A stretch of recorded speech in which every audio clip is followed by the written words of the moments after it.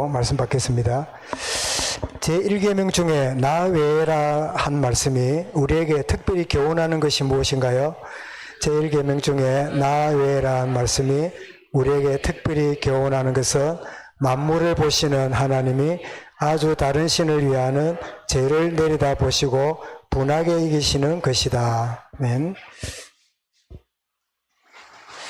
우리 지난주부터 우리 요한계시록을 이제 말씀을 보고 있는데요. 오늘은 아시아의 7교회에 보내는 편지.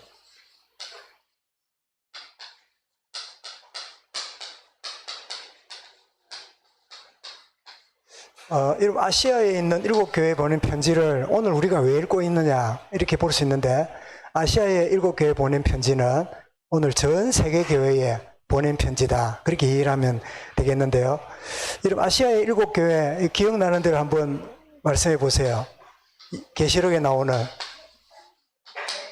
에베소 교회. 어디라고요? 스무나 교회. 그 다음에요, 버가모 교회. 두아디라 교회. 사대 교회. 빌라델비아 교회.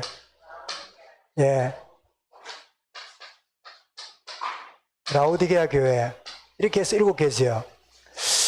여러분, 제가 언젠가 한번 이 교회를 7시대로 해서 말씀드린 기억이 나십니까? 이 에베소 교회부터 쭉 해가지고 7교회가, 그건 나중에 한번 더 그러기로 하고요. 그래서 제가 칠판에 자꾸 쓰기보다 우리 그 자막에 띄워서 준비를 했는데요. 한번, 그러면 앞에 좀 불을 꺼주세요. 아시아 7교회 그러는데, 저 아시아 7교회가 어딘가 할 때, 자, 밤모섬에 유배당한 이 요한이 에베소에 목회를 하다가 밤모섬에 유배를 당했거든요. 그래서 편지를 보냅니다. 에베소, 스무나, 버가모, 두아디라, 사대, 빌라델비아, 라우디게아. 쭉 이렇게 공간이 되어 있지요. 그거를 한 번 더 다음 그림 보겠습니다. 거기 어디냐? 이러면 지금의 터키 지역에 있는 지역인데, 불가리아, 그리스, 뭐, 이렇게 있는데요. 이게 노란색 저게 지금 터키의 지역인데, 소아시아입니다. 그래서 보낸 이 지도가, 오늘날 지도가 바로 이 그림인데요. 에베소, 스무나, 버가모, 두아디라, 이렇게 되어 있는. 그래서 그 다음 그림을 보면, 자, 지금 오른쪽 앉아 계신 분이 누구 같아요? 사도 요한이겠지요. 사도 요한이 계시를 받아서 기록하고 있는데, 어디 있어요? 밤모섬에서. 그래서 밤모섬에서 쭉 이렇게 보내는데, 7개 교회가 놀랍게도 시계 방향으로 이렇게 되어 있는 걸 보게 되죠. 이해가 되시죠? 이 가까운 데부터 해서 이렇게 돌아서 편지를 보내는 걸 보내는데, 요거를 다음 그림을 보시면 거리가 나옵니다. 자, 밤모섬에서 바울이 사도 요한이 편지를 써서 제일 먼저 에베소로 보냅니다. 그런데 에베소에서 스무나까지 거리가 얼마입니까? 제가 했는데도 한 85km 정도지요. 85km 같으면 95입니까? 70, 아닙니다. 홍장님 양경이 더 좋으신 거예요. 79km. 79km 같으면 우리 진해에서, 진주 입구까지 그 정도 되면 아마 79km 될 거예요. 그 정도 거리. 차로 하면 1시간인데, 걸어가면 얼마나 걸립니까? 장로님 보통 한 80km 걸으면 하루에 얼마나 걷습니까?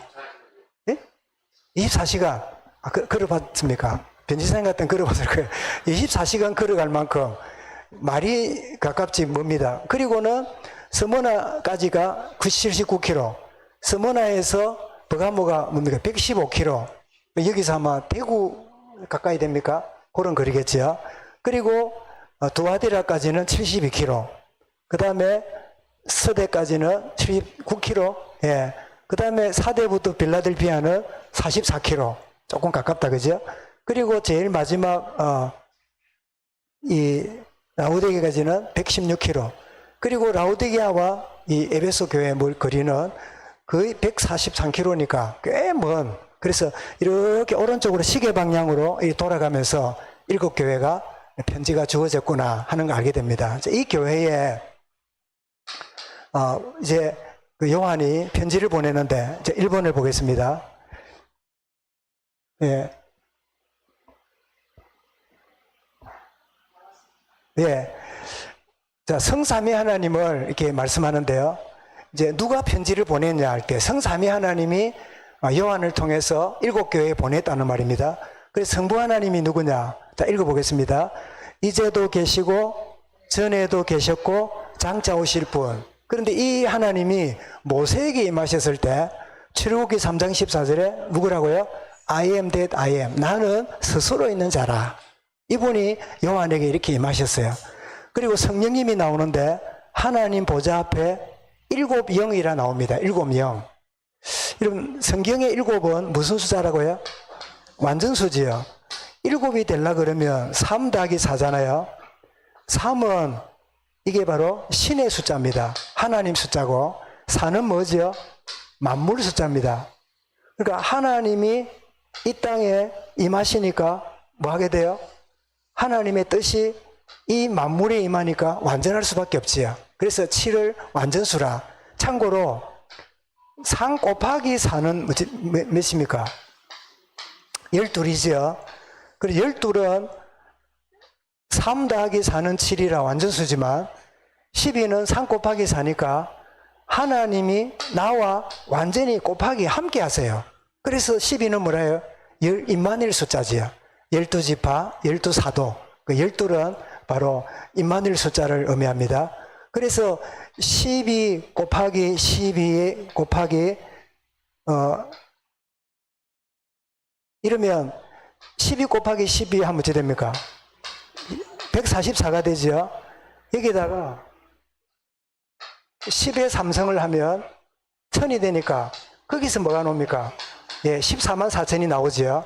그래서 구약의 12지파와 신약의 12사도로 임하는 이 허다한 구원받은 무리를 의미해서 14만 4천은 결코 그냥 숫자가 아니라 영적인 상징적인 표현이지요. 그래서 우리는 모두 구약의 12지파와 신약의 12사도의 믿음의 대열에 들어와 있는 14만 4천의 대열에 있는 바로 거룩한 무리 속에 들어와 있는 거지요. 이해가 되시죠? 이게 이해가 안 되면 이단들에 빠지는 거예요. 그래서 신천지는 우리가 14만 4천을 지금 이제 얼마 안 남았으니까 들어와야 된다 이렇게 설명하는데 이런 것들이 요한계시록 볼 때 조금 도움이 될 겁니다. 자, 계속 보겠습니다. 자, 성령 하나님이 7 영으로 계시고 근데 7이란 말은 완전한 지혜와 지식의 영이다 이런 이제 의미가 있습니다. 자, 성자의 예수 그리스도가 나오는데요. 충성된 정인 죽은 자 가운데 부활하신 그래서 임금들의 머리가 되신 만왕의 왕이시다. 그 요한계시록 17장과 19장 두 번이 나옵니다. 이래 삼위 하나님이 요한에게 말씀하기를 이 삼위 하나님으로부터 뭐가 임한다고요? 은혜와 평강이 너희에게 임한다. 그게 5절 중간이지요. 그래서 은혜와 평강이 뭡니까? 하나님의 은혜로 구원받은 자에게 이 구원을 누리면 세상에 줄 수 없는 평안이 그 마음에 넘치게 되는 거지요. 아멘. 여러분, 그래서 일이 안 되고 상황이 꼬이기 때문에 힘든다고 하면 빨리 은혜로 돌아가시기 바랍니다. 하나님의 은혜로 돌아와야 평강과 은혜가 넘치게 돼요. 그 평안이 넘치게 되지요. 그래서 요한복음 14장 27절 알는 말씀이죠. 읽어보겠습니다. 평안을 너희에게 끼치노니 곧 나의 평안을 너희에게 주노라. 내가 너희에게 주는 것은 세상이 주는 것과 같지 아니하니라. 평안은 은혜의 결과다. 그래서 이렇게 생각하면 됩니다. 이상하게 마음이 평안이 없고 불안하고 답답하면 하나님이 나에게 은혜 회복하라는 사인이구나. 은혜 앞으로 나오라는 하나님의 초청이구나. 이렇게 생각을 정리하면 틀림없이 뭐예요? 그럼 만점 되는 거예요. 그죠? 이런 축복을 함께 누리시기 바랍니다. 자, 이 삼위 하나님이 그 다음 보겠습니다. 그래서 모든 영광을 받으시게 된다 하고 5절 6절이 말씀하는데 우리를 사랑하신 하나님, 누구든지 믿으면 구원 주시는 독생한 사람이죠. 자, 아들의 십자가의 피로 죄로부터 해방하신, 그리고 로마서 8장 2절에 죄와 사망에 해방했다 그랬죠. 그리고 구원받은 우리를 왕같은 제사장으로 삼으셨다. 베드로서 2장 9절에 보면 택하신 족속, 왕같은 제사장, 거룩한 나라, 그의 소유가 된 백성. 표현을 좀 다르겠지만 사실은 똑같은 말입니다. 예를 들면 여러분이 이렇게 남편이나 아내를 소개할 때 뭐라 그럽니까? 예를 들면 우짜가는 거 이해하십시오. 우리 박 장로님이 우리 이제 부인 되는 우리 김숙희 전사님을 소개한단 말이에요. 뭐라고 소개할까요? 예. 장로님 그 아내를 소개할 때 주로 무슨 단어를 씁니까? 예. 예. 김숙희 이랍니까? 그랬을 때도 있고. 예, 부인이 할 때도 있고. 마누라 할 때는 없습니까? 잘 안 쓰고요. 예. 아내란 말은요? 쓰기도 하고요. 예. 우리도 교회 전도사라 말하기도 하고. 그런데 다 표현이 다르지만 무슨 말입니까? 네, 같은 말이지요. 그래서 택하신 족속, 왕같은 제사장, 거룩한 나라, 그의 소유가 된 백성. 왜 이렇게 같은 우리를 두고 저렇게 다양하게 표현할까요? 그게 히브리식 표현입니다. 그죠? 다양한 표현을 함으로 더 의미가 우리에게 다가오도록. 그래서 성도는 세상에 살지만 세상에 속한 자가 아닌 것을 우리에게 말씀하고 있지요. 요한복음 15장 19절에 너희는 세상에 속한 자가 아니요 그래서 세상이 너희를 미워한다. 유독히 예수 믿는 사람에 대해서, 교회에 대해서 비난하는 이유가 뭐지요? 왜 진보 정권이 유독히 기독교를 미워할까요? 보수 중에 가장 보수가 어딜까요? 교회거든요. 그러니까 이 보수에 대한 적개심을 이 진보 정권이 갖고 있는 거지요. 그죠? 그래서 우리는 진리 대신 예수 그리스도에게 속한 자이기 때문에, 그래서 미운 오리 새끼처럼, 그죠? 우리 오리 사이에 자라다 보면 이제 백조가 미움을 당하지요. 또 그런 것과 똑같은 놈입니다. 그에게 세세토록 영원토록 영광과 영광이 있을지어다. 아멘이 두 번이나 나왔죠. 오늘 짧은 중에. 그에게 세세토록이란 말이 계시록에 12번이 나옵니다. 세세토록, 세세토록, 영원하도록 하고. 그래서 삼위 하나님이 우리에게 임하시는데 요한계시록을 주시는 이유가 겁내라고, 두려워하라고, 걱정하라고 준 게 아니라 은혜와 평강이 너희에게 임하기를. 그게 요한계시록의 주 목적입니다. 아멘. 그래서 어떤 일이 벌어져도 하나님 우리에게 참 은혜와 평강을 주고 계시는구나. 사실을 기억하시기 바랍니다. 그 다음 넘겨주세요. 자, 그리고는 이제 반드시 이루어질 약속을 주시는데 그 약속이 뭐냐? 구름을 타고 오시리라. 이런 주님이 재림하게 될 때 구름을 타고 오신다고 했는데 사도행전 1장 9절 11절에 천사가 약속했지요. 갈릴리 사람들아 왜 쳐다보느냐? 이렇게 가니는 구름을 타고 오시는데 뭐라고요? 예수님이 초림할 때는 일부 사람만 보았어요. 재림할 때는 모든 사람이 보게 될 겁니다. 구름을 타고 온단 말이 뭐죠? 위에서 오시니까 온 지구촌이 다 본다는 거지요. 그를 찌른 자도 볼 것이고 땅에 있는 모든 족속이 그로 말미암아 애곡할 것이라. 그래서 범사에는 때가 있습니다. 세 가지 종말이 있습니다. 첫 번째 뭐죠? 시대의 종말. 시대의 종말이 뭐죠?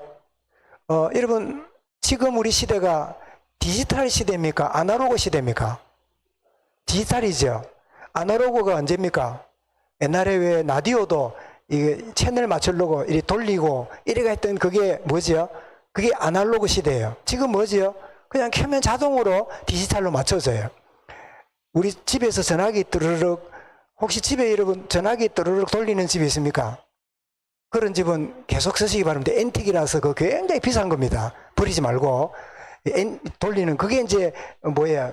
이게 아날로그죠. 그럼 지금 뭡니까? 보탄 누르는 게 아니라 그냥 키만 누르면 되는 이제 이 디지털 시대에 왔지요. 시대 종말.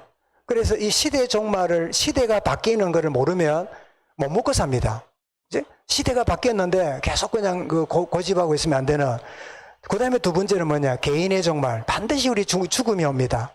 근데 그걸로 끝나는 게 무슨 종말이 있지요? 우주의 종말이 와요. 이거는 세상 심판의 날이지요. 이 세 가지 종말이 있다. 그래서 반드시 죽음과 심판의 때가 있다. 히브리 9장 27절에 한 번 죽는 것은 정한 것이고 그 위에는 심판이 있으리라. 그런데 죽은 자가 끝나는 게 아니라 반드시 부활합니다. 부활하는데 요한복음 5장 29절을 보니까요, 생명의 부활을 가지는 자가 있고 심판의 부활을 갖는 자도 있어요. 같이 죽었는데 그런 반드시 죽은 자가 부활한다. 그래서 모든 말씀은 거의 성취가 되고 두 가지만 남았습니다. 그 두 가지가 뭘까요? 첫 번째는 세계복음화가 아직 덜 이루어졌어요. 두 번째는 뭐지요? 바로 세상 종말입니다. 이거 외에는 성경에 있는 그 예언이 거의 다 성취가 되었어요. 그래서 우리가 세계복음하는 것은 말씀 성취의 도구로 내가 쓰임 받구나. 오늘 우리 그 케냐에 우리 그 사역을 끝내고 김인순 사님 그 내외가 돌아왔는데 마침 이 세라르의 선교사님이 오늘 내외가 참여를 해서 밥을 같이 먹으면 이야기를 나눴더니 거기에서도 많은 이야기가 이제 주어졌는데 케냐까지는 몇 시간 이번에 걸렸지요? 그 비행기 두바이 갔다가 거기서 갈아타고 했는데 어쨌든 케냐에서 시에라레온까지 또 6시간을 가야 돼요. 같은 아프리카인데도. 그래서 뭐 거기에도 좀 필요한 그 헌신 이게 필요하다 뭐 그런 이야기도 주고받았는데요. 어쨌든 세계복음화와 그리고 세상 종말이 있는데, 그렇다면 마태복음 24장 44절 말씀에 그러므로 너희는 준비하고 있으라 생각지 않는 때에 인자가 오리라. 그런데 여러분, 생각지도 않는 때에 주님이 온다는 말이 은혜와 평강이 있는 사람에게는요, 저 말이 아멘이 돼요. 여러분, 요한계시록 22장 끝에 보면 아멘 주 예수여 오시옵소서 이렇게 끝납니다. 그런데 깨어있지 않는 사람은요, 노멘 주 예수여 오지 마시옵소서 이라겠지요. 왜? 뭔가 두렵거나 이러면요, 자주 우리 윤 목사님 얘기 안 합니까? 배를 타고 1년 2년 나간 남편이 뭐 이렇게 온다는 소리를 들을 때 정상적인 아내 같으면 어찌 돼요? 기대가 되고 매일처럼 설레겠지요. 바람난 아내는 어떻게 할까요? 큰일 났다, 큰일 났다, 이거 어떻게 정리하고 표 안 낼까 불안하겠지요. 뭐 엉뚱한 내 같습니다만은 진짜 정상적인 그리스도인이라면 아멘 주였어요 오시옵소서 기다리고 있는 이제 그런 축복을 누리게 되겠지요. 그래서 우리 결론을 보겠습니다. 자, 이 모든 것을 이루실 분이 누구냐를 8절에서 말씀합니다. 누가 이룬다고요? 주 하나님이 이루시는데 세상 만물과 인간 역사를 다스리는 분이 하나님이십니다. 불신자는 짐작도 못해요. 세상이 저절로 되는 것 같아요. 그런데 모든 만물과 인간의 생사복을 주관하고 계신다 하는 사실. 그리고 알파와 오메가가 되신다 했는데요, 알파란 말은 헬라어의 A, 처음이란 말이고, 오메가는 뭐예요? 오메가는 우리 영어로 Z, 마지막. 그래서 알파 오메가, 처음이자 마지막, 창조주시고 심판자 되시는. 그래서 시계 중에 오메가 시계 아시지요? 오메가 시계가 왜 오메가라 붙였을까요? 더 이상 좋은 시계가 없다는 그런 뜻으로 오메가, 시계의 결정판, 이런 의미에서 오메가로 붙이는 거죠. 자, 모든 것을 이루신 분이 누구죠? 이제도 계시고 전에도 있었고 장차 오실 자다. 그래서 이제도 계신다는 말은 뭐죠? 임마누엘이죠. 전에도 계셨다는 말은 뭐죠? 지금까지 나를 인도하신 에베네셀. 그리고 장차 오실 분은 누구지요? 재림의 주님이지요. 그래서 이제도 계시고 전에도 계시고 장차 오실. 그러면서 이 모든 일을 이루실 분은 누구라고요? 나는 전능하신 하나님이라. 그래서 하나님이 모든 것을 주관하시고 때가 되면 이루신다 하는 사실을 말씀합니다. 그러면 우리가 이 아시아의 7교회에 보내는 편지를 했는데, 이거는 오늘날 전 세계 교회를 말씀하고 있고, 더 나아가서 오늘날 살아가는 우리 모두 각자에게 주시는 하나님의 말씀입니다. 그죠? 그래서 전 세계 교회, 그리고 오늘날 우리 각자에게 주시는데, 그러면 요한계시록이 겉으로는 7교회에 보내지만 사실은 누구지요? 오늘을 살아가는 나에게, 우리 개개인에게 주어진 하나님의 편지예요. 그러면 이 편지를 받는 나는 지금 어떤 상태인가? 자, 제가 3가지로 정리해 봤는데요. 자, 첫 번째 읽어보겠습니다. 시작. 그리스도 안에서 은혜와 평강을 누리는 자. 여러분, 이런 자가 누굽니까? 내가 그런 자입니다. 아멘. 그리스도 안에서 은혜와 평강을 누리는 자. 여러분, 그리스도 안에 들어오면 은혜와 평강을 어떻게 해요? 누리야지가 아니라 누리게 돼요. 대신에 은혜와 평강을 모르게 하는 어둠의 권세를 깨닫고 그것을 떨쳐버리고 일어나면 돼요. 그치? 우리가 그 사실을 알고. 자, 두 번째입니다. 나는 지금 어떤 자인가? 읽어봅니다. 시작. 구원하심에 감사하며 하나님께 영광 돌리는 자. 여러분, 내가 영원한 멸망받아야 될 내가 구원받았다 할 때 그 구원 자체가 여러분 감사할 일이잖아요. 그죠? 참 놀랄 그 은혜 속에 내가 들어왔으니까 얼마나 내가 구원받은 이 내 생애가 덤으로 사는 인생이구나. 그래서 하나님께 영광 돌리는 인생을 살아가 아니라 살게 되는 거지요. 그래서 바울은 고린도서 10장 31절에 먹든지 마시든지 무엇을 하든지 뭐라고요? 다 하나님의 영광을 위해서 하는 자가 누구라고요? 나다. 그런 축복을 우리 누리고 있습니다. 그 다음에 3번째입니다. 나는 지금 어떤 자인가? 자, 시작. 매 순간 다시 오실 주님을 깨어서 소망하는 자다. 여러분, 내가 세상이 너무 좋으면 주님 오시는 것에 대해서 좀 있으면 좀 이따가 오시면 좋겠다. 그런 생각을 갖겠지요. 반대로 너무 힘들면 어떻게 해요? 주님 빨리 오시면 좋겠다. 이런 생각이 자연스럽게 들겠지요. 둘 다 이제 정상적인 아닌데요. 내가 이 땅에 최선을 다하고 살고 있지만 주님이 오신다고 할 때 언제든지 내가 주님을 맞이할 준비를 하고 있는, 이것이 오늘 저와 여러분의 참된 정체성이다. 그래서 지금 요한계시록의 그 서론이 지난주에 어떤 자가 복이 있다고 말씀했지요. 그것을 읽는 자와 듣는 자와 그것을 지키는 자가 복이 있다. 그 요한계시록 주신 이유가 뭐라고요? 우리에게 복이 있다는 걸 알게 하려고. 오늘 두 번째 뭐죠? 7교회 보낸 이유가 뭐라고요? 예수 그리스도 은혜와 평강이 너희에게 넘치기를 원한다. 그런 서론적으로 이렇게 말씀을 하고 있음을 마음에 담고 차근차근 어렵지 않게 좀 살펴가는 축복 누리면 좋겠는데요. 여러분, 지난주 안에 제가 숙제 아닌 숙제를 드렸지요. 뭐 했습니까? 요한계시록 안에 7가지 복을 기록했다고 말씀드렸죠. 7가지 복. 아마 여러분 중에는 숙제 준지도 모르는 아주 당연히 한 분도 계시고 하는 사람도 있는데요. 제가 불러드릴 테니까 한번 찾아보시기 바랍니다. 14장 13절에 요한계시록 14장 13절에 주 안에서 죽는 자들은 복이 있도다. 첫 번째는 1장 3절이고요. 두 번째는 14장 13절. 세 번째는 16장 15절에 깨어서 자기 옷을 지켜 벌거벗 붙고 다니지 아니하며 자기의 부끄러움을 보이지 아니하는 자들은 복이 있도다. 이렇게 깨어있는 자를 복이 있는 자라 말씀합니다. 그 다음 네 번째는 19장 9절인데요. 어린 양의 혼인잔치에 청함을 받은 자가 복이 있도다. 이렇게 네 번째 얘기합니다.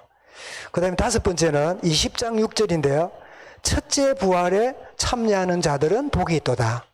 이렇게 말씀하고 있고, 여섯 번째는 22장 7절에 이 두루마리의 예언의 말씀을 지키는 자는 복이 있도다. 그리고 첫 번째 복하고 거의 비슷하게 돌아가지요. 마지막으로 22장 14절에 보면 자기 두루마리를 예수의 피로 빠는 자들은 복이 있도다. 이렇게 7가지 복이 이렇게 나와 있는 걸 보게 됩니다. 그래서 7교회, 7가지 복, 또 7나팔, 7인, 7재앙, 이런 것들이 막 7예가 나오는데요. 그렇게 보시면 좋겠다 생각이 드는데. 그런데 이제 숙제라면 여러분 부담될 테니까 여러분 한번 생각날 때는 보면 아시아 7교회가 11절에 나오잖아요. 우리 칠판 나옵니다만은 나오는데 여기 에베소 교회 이러면 뭐 생각이 납니까? 사도행전에 바울이 에베소에서 복음 전했던 기억이 나지요. 그죠? 이렇게 여기 7교회 중에 성경에 그 관련된 내용을 한번 정리를 해보면 이 7교회가 실제로 어떤 역할 가운데 있다가 편지를 받고 있는가 한번 보시면 한번 다음에 되면 발표할 수 있도록. 그래서 제가 선물 약속을 안 해서 안 해보는 것 같은데 한번 해보셔가지고 에베소 교회는 어느 성경에 어떤 일로 이렇게 언급이 되었다. 또 빌라델비아 교회 어떤 때는 보면 언급이 한 번도 안 되고 여기만 나오는 교회도 있습니다. 7가지 다는 아니고요. 그거는 여러분 이제 해야 될 과제니까 한번 7교회가 성경 안에서 어떤 배경 속에 역할을 하고 있었는가를 한번 점검해 보는 기회가 되면 좋겠습니다. 아시아 7교회 보내는 편지가 사도 요한에게 AD 96년에 주어졌지만 사실은 세상 종말까지 모든 교회와 우리 성도들과 우리 후대들에게 주시는 말씀입니다. 복이 어떻게 임하는지 은혜와 평강을 누리라고 주시는 말씀 가운데 정말 최고의 이 한 주간도 예수 그리스도 안에서 은혜와 평강을 누리는 복된 한 주간 될 수 있기를 주 이름으로 축원합니다. 감사합니다. 주님, 요한계시록을 통하여 참 쉽고도 이해하기 수 있도록 주의 성령의 도우심으로 살펴가기 원합니다. 직접 역사하시고 말씀하시고 은혜로 충만케 하여 주옵소서. 이 한 주간도 은혜 가운데 있으므로 참 평안과 평강을 누리며 또 다른 자에게 평안의 영향을 주는 축복의 이 한 주간의 만남과 걸음될 수 있도록 인도하여 주옵소서. 주 예수 그리스도 이름으로 기도드리옵나이다.